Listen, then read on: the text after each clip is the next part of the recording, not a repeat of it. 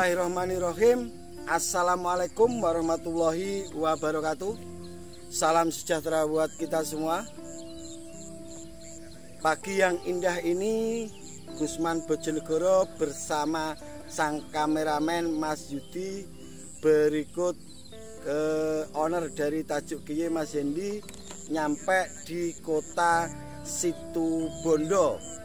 Ini di lahan Mas Abdul Basit.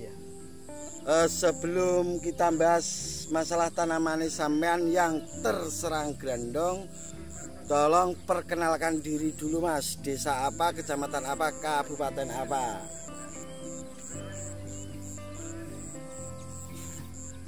Nama saya Abdul Basit. Desa Bedungdowo, Kecamatan Arjasa, Kabupaten Situbondo. Ini tanamannya berapa HST Mas? 46. Ini tanaman 46 varietas Thailand, benih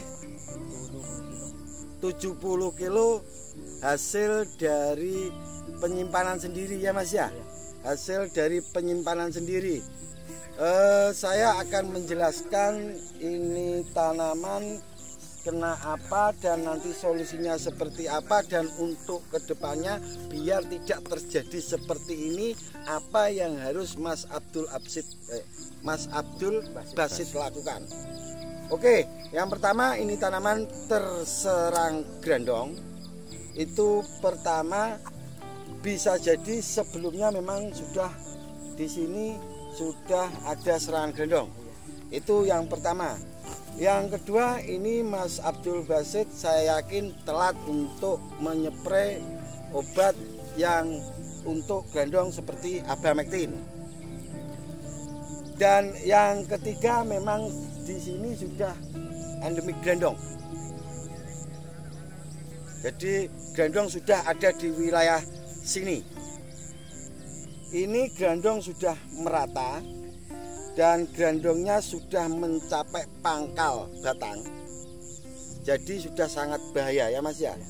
Ini nanti daun ini akan layu dan tanaman tidak bisa fotosintesis, umbi tidak akan bisa besar maksimal. Jadi umbinya akan stagnan di situ. Untuk solusi pengobatannya ini bisa dispray Abamectin 3 kali berturut-turut ya Mas ya, dengan dosis yang tinggi, wajib dengan dosis yang tinggi. Ini mestinya sudah telat. Dan solusi yang kedua, kalau mau tanam lagi, oh ya guys, saya ceritakan dulu, ini saya nyampe ke Situbondo, saya membawa benih dari Tajuk Giye. Kebetulan Mas Abdul Basit pesen benih dari Tajuk Giye karena beliaunya ini bilang ke saya sudah tanam berapa kali selalu gagal. Untuk kedepannya biar tidak gagal ya Mas ya, jangan tanam di samping lahan ini sebelum ini dipanen. Jika sampean tanam di samping lahan ini dan ini belum dipanen, saat tanaman ini dipanen nanti grandongnya akan pindah di tanaman sampean yang baru. Jadi itu hal yang terpenting Mas ya. Jadi jangan tanam sebelum ini dipanen dulu.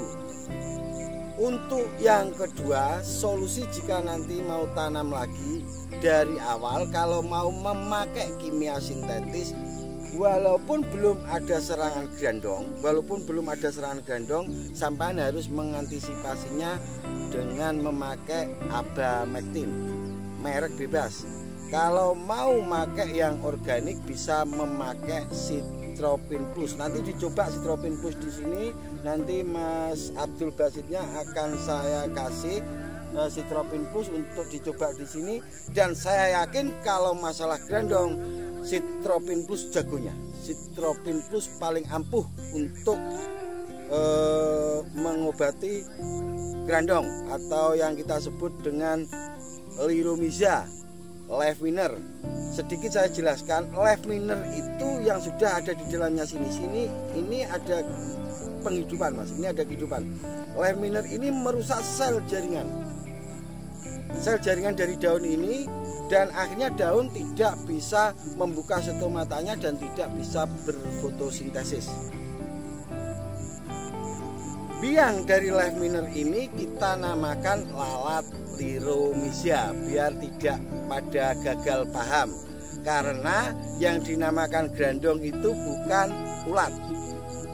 Biangnya bukan dari ngengat, bukan dari kaper, tapi dari lalat. Lalatnya itu dikasih nama liromisia, itu biangnya dari live miner. Lalatnya kecil, tidak sebesar lalat yang ada di rumah-rumah. Dia lebih kecil, cenderung lebih kecil. Sudah pernah tahu mas lalatnya? Nanti kalau belum tahu kita cari. Oke, dan yang terpenting untuk sekarang yaitu gimana cara untuk mengobati atau memberantas ini grandong. Lakukan penyepraian 3 hari berturut-turut. Dan caranya, jika hari pertama kita menggunakan 10 mili mas ya, nanti hari kedua naikkan menjadi 20 mili per tangki 16 liter. Untuk yang ketiga naikkan lagi menjadi 30 mili. Lakukan 3 hari berturut-turut dan nanti dilihat hasilnya. Karena ini sudah mencapai pangkal batangnya, maka sudah sedikit agak berbahaya.